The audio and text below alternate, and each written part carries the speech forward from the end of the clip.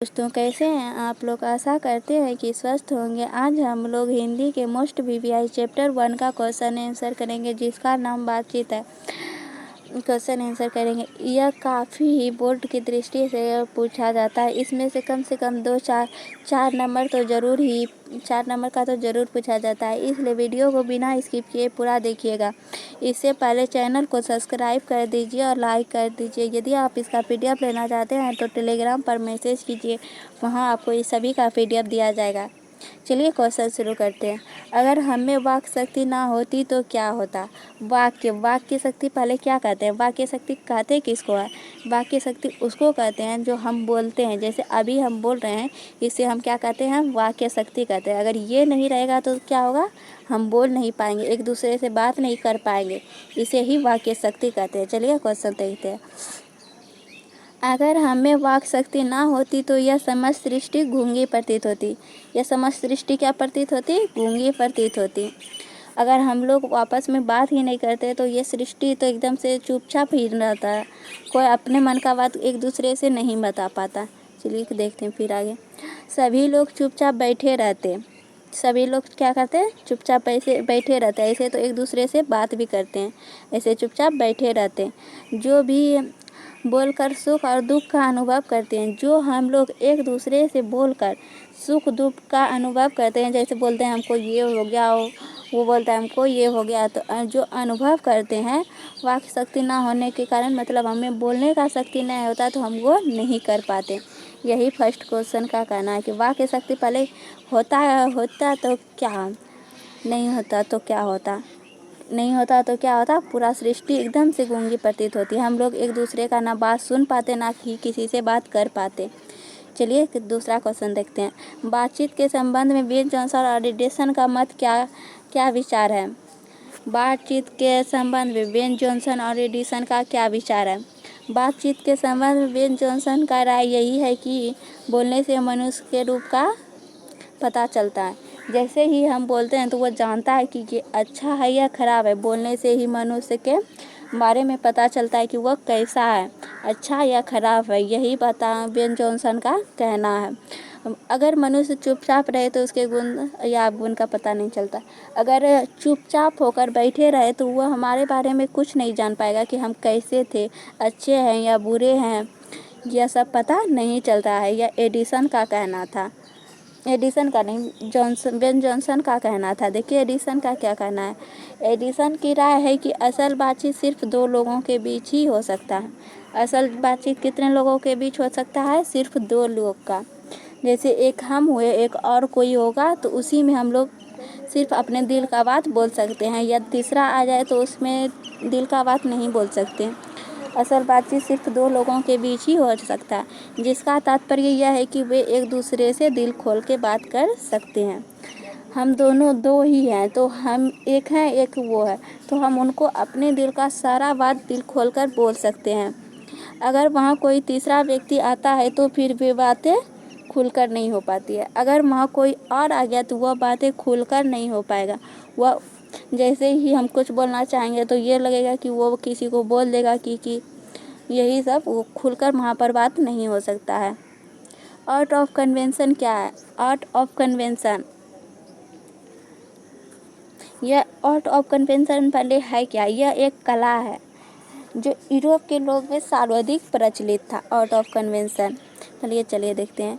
यह बात करने की एक ऐसी कला होती है जिसमें बातचीत के दौरान चतुराई के साथ प्रसंग छेड़े जाते हैं।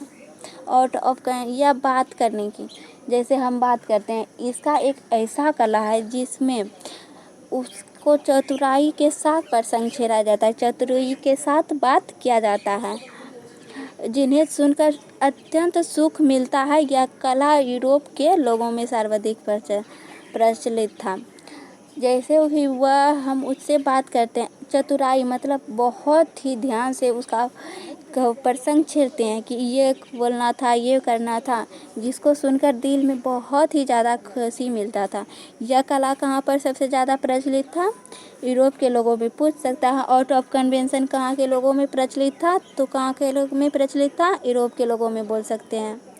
चलिए 4 नंबर क्वेश्चन देखते हैं। बातचीत का उत्तम तरीका क्या हो सकता है और इसके द्वारा वह कैसे अपने लिए सर्वथा नवीन संसार की रचना कर सकता है।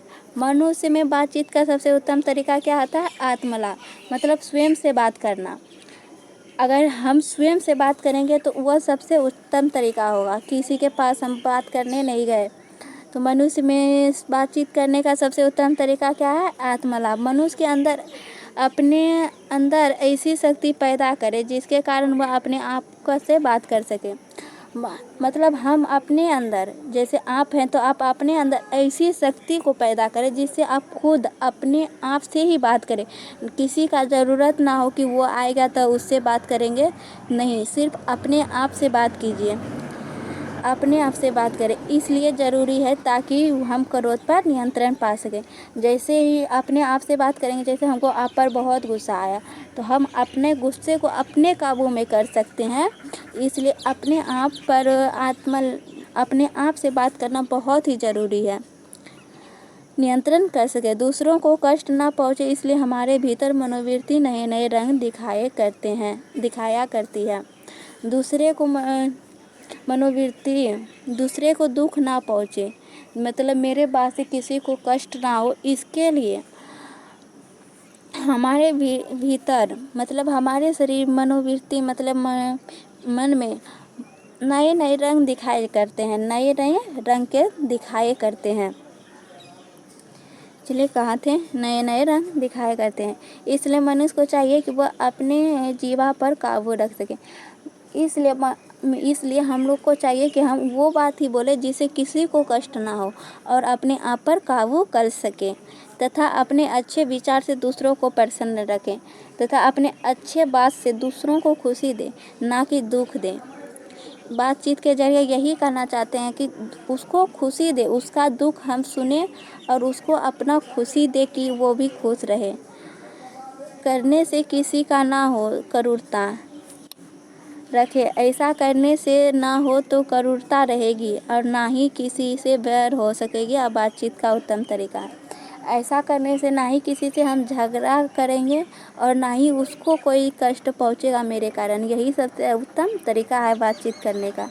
व्याख्या करना, देखिए, हमारे भीतरी मनोवृत्ति प्रतिक्षण नए नए रंग दिखाया करती है। हमारे भीतर जो प्रति मनोवृत्ति है वो हमेशा नए नए रंग दिखाया करती है।